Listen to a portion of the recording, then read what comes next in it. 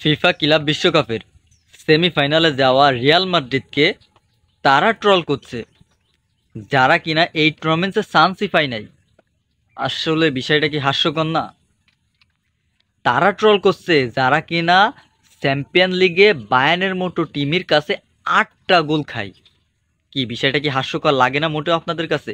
PSG এই সিজনে কতটা শক্তিশালী এইটা তো আমি আপনি সবাই জানি, যে তাদের ঐক্যজোটে যে সংস্থা যে কয়টা ক্লাব আছে প্রত্যেকটা ক্লাবের 4টা-5টা করে গোল দিয়েছে। মেসিরে সহ 4টা-5টা করে গোল দিয়েছে, লাউতারো মার্টিনেজরা 5টা গোল দিয়েছে। তারা 2020 সালে বায়ার্নের কাছে 8টা গোল খাইছিল।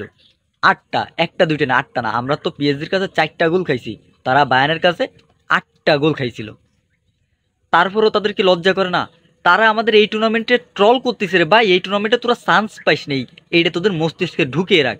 এই টুর্নামেন্টে খেলার যোগ্যতা তোদের হয়নি, তোদের এই টুর্নামেন্টে খেলার যোগ্যতা নেই, আর তোরা আমাদের নিয়ে ট্রল করিস। এটা কি হাস্যকর লাগে না? মোটেও কি হাস্যকর লাগে না? টুর্নামেন্টে তোমরা চান্সই পাও না, আর এই টুর্নামেন্টে তোমরা আমাদের ট্রল করো। আসলে বিষয়টা শুধু হাস্যকর না, এটা একটা লজিকও তো থাকা লাগে ভাই। আমরা 1 হালি গোল খাইছি, আমাদের নাম নাকি হালি মাদ্রিদ। তোমরা যে বায়ার্নের কাছে 2 হালি খাইছিলে, হালি লো না তোমাদের টিম, ডাবল হালি লো না, তাই না? তোমরা তো ডাবল হালি ছাড়া খাও না।